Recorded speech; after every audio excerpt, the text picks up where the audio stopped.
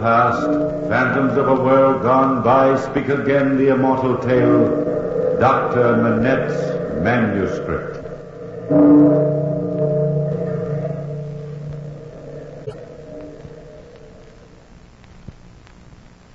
Gentlemen of the jury, I have in my hand a manuscript that Dr. Alex Manette unearthed on the night of February 12th, 1751. A manuscript that will provide conclusive proof of the guilt of Charles St. Evremond, accusing him of fraud, murder, and conspiracy. A chain of fantastic events lead to Dr. Manette's finding of the manuscript, and I should like to describe these events to you now. I, Philippe Gentil, was with Alex Manette earlier in the evening. I had dropped by his home in hopes of persuading him to join me at a large soirée which was being given that night by one of the most distinguished barons in all Paris. The baron's name is unimportant. Dr. Manette and I were standing at the doorway of his home. It was exactly 6:45. That I remember because the grandfather's clock in the living room was just beginning to chime. I'm sorry, Philippe. I simply can't come to the ball this evening. I promised several of my patients that I'd drop by and see them. She's going to be there. She? Who? Who? The woman I was telling you about. Countess Clarissa St. Evremond. Ah, your countess with the mysterious husband. She's half what you say she is, Philippe Gentil. It'd be just as well if I don't meet her. Nothing can persuade you? Nothing. Come along. I'll walk you outside at any rate. And if you change your mind, come to 12 Rue Saint-Honoré. If I change my mind. Give your countess my greetings. That is, if her husband isn't around. Now, don't worry about him. Charles St. Evremond is never around. He's too busy on his estates in Normandy. Goodbye, Philippe. Goodbye, Alec.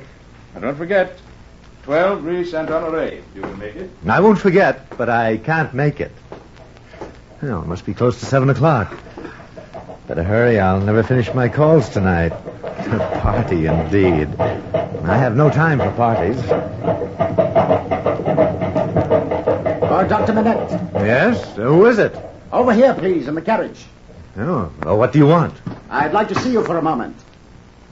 You are Dr. Manette, aren't you? Yes, I am, but I don't believe I have the privilege of knowing you. I have a patient that needs your aid very badly. Won't you please accompany us? But who are you? That is unimportant as far as you're concerned, monsieur. Robert. Yes, brother. Perhaps your pistol can persuade the doctor to join us? Well, I don't need to be persuaded by force to help save human life. This is not force, Dr. Manette. Now, if you don't mind, we've a great deal to do this evening. We insist that you enter the carriage. Right in here, sir. The middle seat will do. Very well. We can handle this all very agreeably, Doctor, if you will be reasonable. You'll be well paid for your work. I'm sure of it. Are you ready, brother? Quite ready, Robert. All right, driver.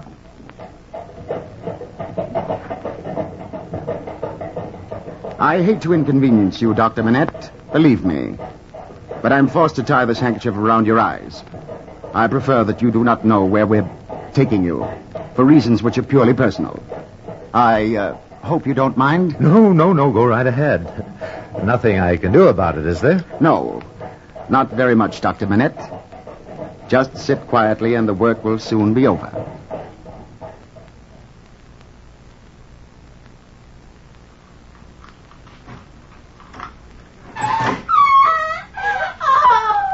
Well, Doctor, this is your destination. I'll remove the blindfold from your eyes now. What was that scream I just heard? It's your patient, Dr. Manette.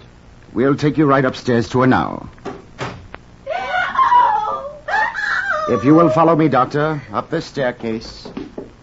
Musty old place, isn't it? Yes, quite old. You lived here long? Does it matter? Sorry, my mistake. The girl, has she been that way for long? 2 days now, Doctor. Her screams are as regular as the swing of a pendulum. We can't quiet her. That is why you're here. These screams are nerve-wracking to myself and to my brother Robert. Oh, it's this door here. Go right in, Doctor.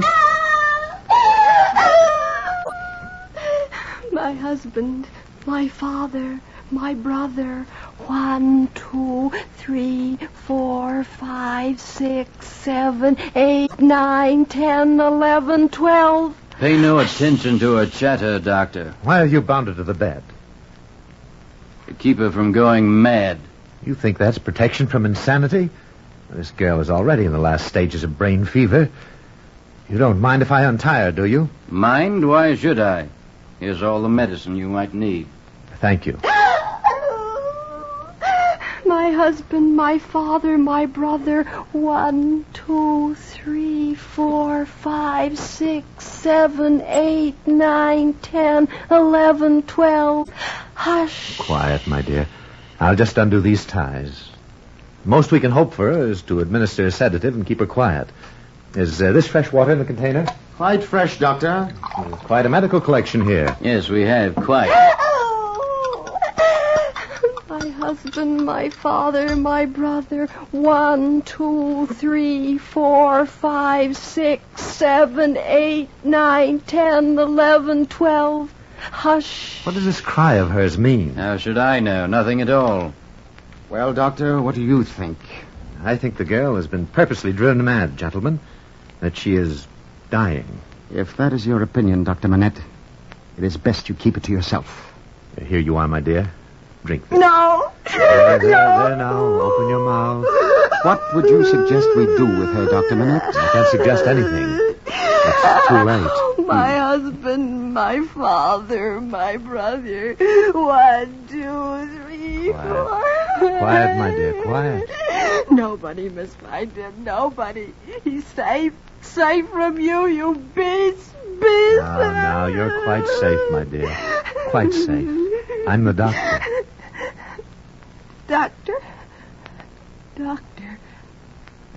Doctor, don't forget the numbers. The graves. The graves. The graveyard. What did she say to you, Doctor? She spoke too softly. I couldn't understand it. Well, gentlemen, you waited too long. The young lady is dead. How unfortunate. Oh, Manette. You remember the doctor's code, do you not? What exactly are you referring to? The sanctity of the deathbed confession. Silence in which it must be held. If you repeat anything you've seen here this evening, we will take legal recourse to prove that you were responsible for the death of this girl. You're not threatening me, are you? Yes, as a matter of fact, I am. Now, Doctor, if you're ready, my brother will blindfold you and return you to the place we originally found you. And before you leave, Doctor... Yes? I promised you'd be well paid. In this little bag are 100 gold pieces. Thank you. But I only did what was humanly possible. Robert, see that the Dr. Manette is returned home safely.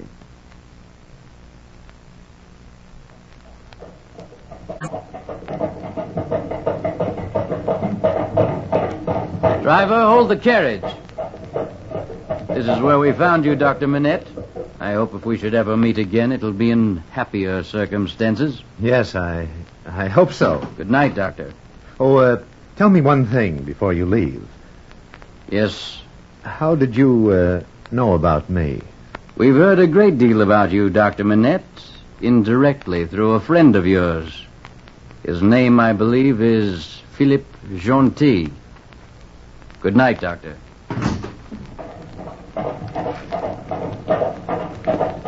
Philippe Gentil. I wonder. What was that address he gave me? 12 Rue Saint-Honoré. I'd better walk over there. I wonder... My father, my brother, my husband, 12 numbers. Hush. Dr. Manette walked quickly to number 12 Rue Saint-Honoré. When he arrived, the Baron's house was already crowded with merrymakers. I was seated in the corner with the Countess when Alex rushed in. I introduced him to Clarissa, and he told us the exact story which I have just recounted. I noticed that Clarissa appeared to be pale. Then she said, I beg of you, Dr. Manette, please forget all about this evening. Forget that you were ever here. Forget that you ever saw this man. Do you know who he is? Philippe, please. I'm feeling very faint. I'd like to go outside for some fresh air. Certainly, Clarissa. Do you mind if I join you? Oh, not at all. We'll leave through the side doors. Philippe, is anybody watching us? Not that I notice, my dear. Follow me, gentlemen. Out this way, and shut the doors behind us. Now, let me warn you, Dr. Manette. Your life is in great danger. Then you know the gentleman that I'm talking about. Yes, I know them. My husband, his brother Robert. You see, Philippe has told me about you, Doctor. And yesterday, because I was feeling ill, I asked my husband to send for you. But he's a fiend, that one. Your husband? But what is he up to? Revenge. On whom? On me. He's always trying to trap me. Charles knows I've nothing but loathing for him. And in that twisted mind of his, he suspects my love for Philippe. So that's why his brother Robert mentioned Philippe's name to me. Yes. And when he threatened to accuse you of murder, it was no idle threat. He said you followed here. He means to trap us all. Oh, but, Countess, I can prove my innocence. You think so, Dr. Manette. But you don't know his power. If he finds out about us, Clarissa. Philippe, it's no use, my dear. He came to Paris to take me back with him tomorrow. I was going to tell you our little dream was over tonight. Only I wanted it to be gay and exciting and say goodbye as if I were leaving on an adventure. My dear Countess, what do you know about the 12 numbers? 12 numbers? Nothing. Absolutely nothing. Have you any idea who the girl was? None. Unless she's a daughter of one of the peasants on the land. It's not unusual for Charles or that pig of a brother of his to amuse themselves at the expense of such unfortunates. Oh, I warn you, Dr. Manette, if you've any respect for your life, go. Go as far from here as you possibly can. And leave you to the mercy of your husband and half of Normandy to that kind of tyranny? No, I don't think so. Alex is quite right, Clarissa. This is no time to run from anything. Our first job is to get you to safety. And the next is... To find out what the 12 numbers mean. But you don't understand. Charles planned all this to happen exactly the way it has. He knew Dr. Manette would join us at the party. And he also knows that we'll try to escape. And nothing would please him more than to catch me this way. If he does catch you, Clarissa, send for one of the maids in this house. And I think for a few francs she might lend you some clothes. But, Philippe, you're both risking your lives. Don't you understand? Well, since they are our lives, Countess, we'll worry about them. Now, do what Philippe says. And let's hurry. Yes. Go into the house by yourself, Clarissa. Upstairs to the dressing room and wait. I'll go in the back way and send one of the maids up to you. Alex, you wait here for me. Don't take any chances, any of you. I'll see you later, Philippe, darling. Later. 1, 2, 3, 4, 5, 6, 7, 8, 9, 10, 11, 12. Hush. I don't get it. My father, my brother, my husband... Are you Dr. Alex Manette? Huh? Yes, I am. I am Inspector Delvray from the Paris police. In the name of the king, I arrest you for the murder of Lily Deschamps.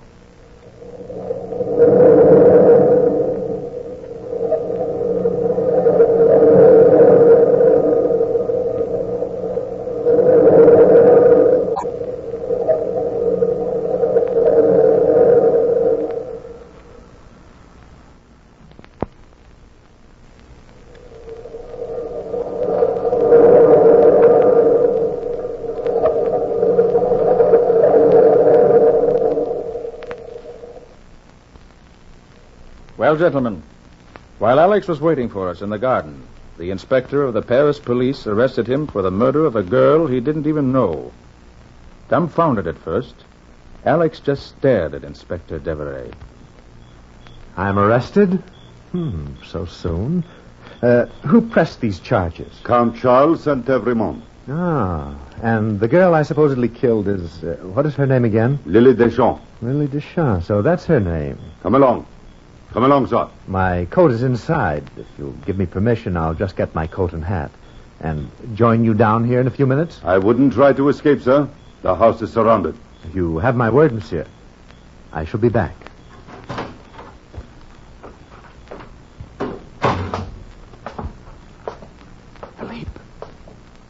Philippe!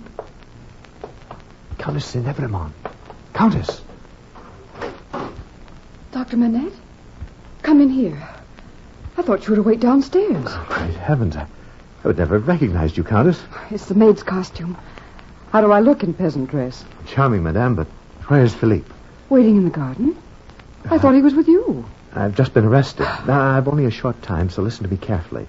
I must escape, and I've only one chance. You and Philippe must have to work fast to help me. Of course, Doctor, anything. Now, I'll manage to delay the inspector for 15 minutes. In that time, you and Philippe must arrange to follow the inspector's carriage in your own cab. Now, to get to the jail from here, they must travel down the Rue Blas to a quiet part of the quay near the Seine. I'll be riding with the inspector, a prisoner, in his cab. Do you understand? Yes, so far I do, Doctor. Now, listen carefully. There's a warehouse at the corner where you turn down the quay. Now, you and Philippe instruct your driver to go full speed the other way around it and meet us. Have Philippe bring money and 2 pistols. I'll be ready. You can count on us, Doctor. We shan't fail you.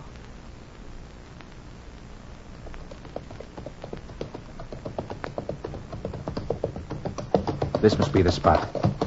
Look, Clarissa. There's his carriage right ahead, turning toward the quay. Philip, are you sure this is the place? Positive, darling. There's the warehouse Alex told us about. The coachman. Yes? Turn to the left here. Oui, monsieur. Yeah, The inspector's cab will come down the left side of the street.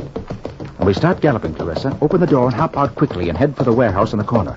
Wait in the doorway for us if there's any trouble. Yes, Philippe. Yes, darling. Coachman, Yeah? as soon as you turn the corner toward the quay, put your horses into full gallop. You see another carriage heading toward us. Oui, monsieur. Head for it. Run straight into it. But my cab, sir. You are 4,000 francs, driver. That'll take care of the cab and any damage that could possibly occur. Oh, oui, monsieur. Look, Philippe. There's the inspector's cab at the other end of the block. All right, driver, full gallop. That's the other cab. Head into him. Oui, monsieur. Here we go, Philippe. Be ready to jump, Clarissa, the minute we strike. Watch out, Philippe. Hold on, darling. Look, there's Alex in the other cab. He's got his hand on the door. He's ready. Here we go for the crash. Open the door, Clarissa. Jump. Why don't you look where you're going? Get those horses of yours untangled, folks. Why, we could all have been killed. This is the prefect's special cab. Idiot. This way, Clarissa. I'm following you, darling. Where's Alex? He's out of Devereaux's cab and running down the street. He met us at the corner. Hurry, darling, hurry. Oh, This way, Clarissa. Down here. I'm so worn out. Hurry, darling, hurry. Around this corner. Before they notice Alex is gone. Here. In here. Both of you, quickly. Alex, you all right? I'm a bit shaken, but I'll be all right.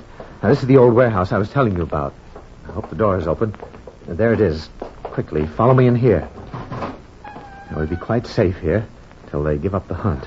It's so dark in here, Doctor. All the better. Now, we'll have to wait in here for a few hours. Then we'll get a cab out of town. Where can we go, Doctor? To the country, to your husband's estate. There, I think we shall find out what the 12 numbers mean. And then I'll have the answer to this whole mystery. Well, make yourselves comfortable. We've a long wait. For a long while, Clarissa, Alex, and myself sat huddled in the corner of the warehouse waiting. Alex stood near the door, one eye to the keyhole, watching. Finally, as morning came, he beckoned to us. Cautiously, the 3 of us emerged into the deserted early morning streets. We walked several blocks without encountering a soul. Unfortunately, not even a cab was in sight. We were about to give up hope when Alex saw a cab rolling down the streets. He hailed it.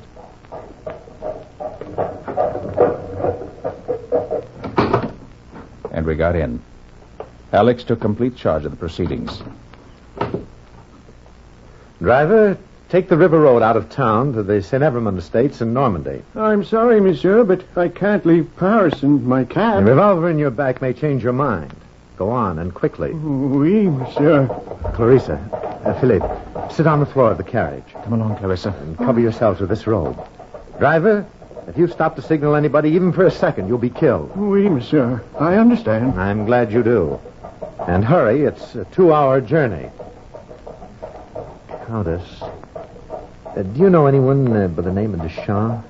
Lily Deschamps? Yes, I do. She's a peasant girl who works in the St. Evremond land in Normandy. She lives with her father, her husband, and her brother. My father, my husband, my brother. 1, 2, 3. At least she did live with them.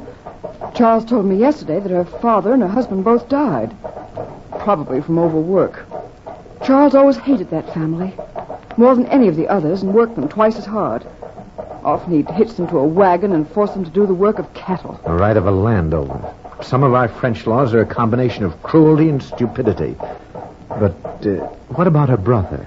I don't know, really. Well, Lily Deschamps is the girl I'm accused of murdering. I don't know why, but that's what we're going to find out as soon as we get there. But how, Alex? Just before the girl died, she mentioned something about a graveyard. Just whispered it. A graveyard. If I can only find out what the numbers mean.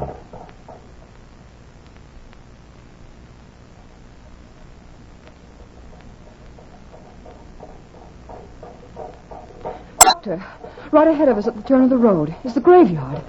I think we better stop the carriage here before somebody sees us. Yes, quite right, Countess. Draw up here, driver. Oui, monsieur. Let me help you out of the carriage. Thank you, darling. Oh, Philippe, I'm so frightened. Frightened for all of us. Now, darling, don't be. Pray for the best. You lead the way, Countess. Driver, you walk between my friend and me. Oui, monsieur. Now, be quiet, everybody.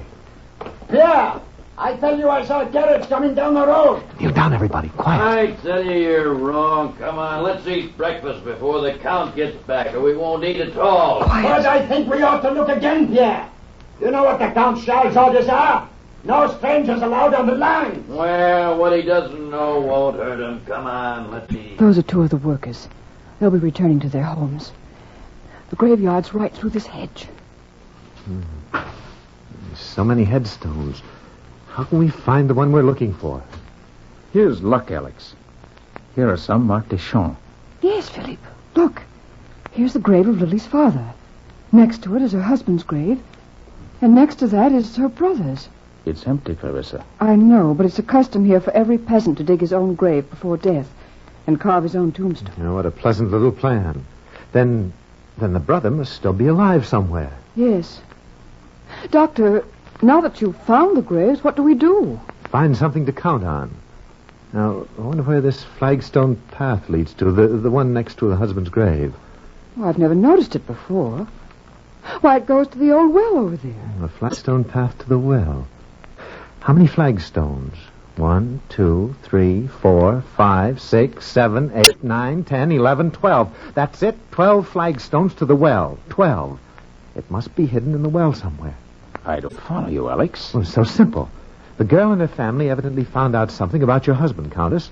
They had no way of proving it because they couldn't go into court without the consent of your husband. I'm sorry, Doctor. It still doesn't make any sense. Of course it does. Your husband killed 2 men in trying to extract the information from them. They tortured the girl to death, drove her insane. And they never understood the code that she was giving me. My husband, my father, my brother, 1, 2, 3, the 12 numbers, hush. I wonder what the hush was for. Hush? Well, that's the inscription written on this stone in the old well. Look, it's right here. Hush, ye who enter here, for they are dead. Look, this one stone of the well. Now, let me see. Now, look, Philippe, it's loose. I can move it, I think. Yes, it moves. You fools, I'll have you all flogged for allowing strangers on my property. It's my husband. He discovered us. I think he's too late. Look, there's a roll of parchment here, a manuscript. Clarissa, what are you doing here? Shoot them if you have to, Philippe. But hold them off with your gun until I've read this manuscript. Stay back, my Clarissa. Stand where you are, both of you. Insolent. Drop that gun, you fool. I can have you hanged for this. Stand back. This is the title to the St. Evermond property in Normandy. In the year 1751, all said property reverts from the St. Evermond family to their cousins, the Deschamps family. And the debt of the Deschamps family is paid in full on February 1st, 1751, at exactly 1 o'clock in the afternoon. Did you hear that, Count St. Evermond? Yes, I did. You know what this means? That you will die on the gallows for a triple murder. As soon as haul you and this documentary proof of ownership into court, which will be right now. So, gentlemen of this court, this document, Dr. Manette's manuscript, is living proof in your hands. The only reason the Deschamps family could not bring the document in themselves was that it did not come due until 11 days ago, February 1st, 1751. Until that date, the Deschamps were sworn vassals of the St. Evermond family. bonded peasants on their own lands, and Charles and his brother Robert were determined to wipe out the entire family. They succeeded in killing the father, the husband, and even the girl. But the brother is still alive. Thank you, Monsieur Gentil. Charles and Robert Saint-Evremond, this court finds you guilty and sentences you to death. The property will revert to young Deschamps as soon as he can be located. Your Honor, you won't have to locate the young man. I am the young Deschamps, alias Philippe Gentil.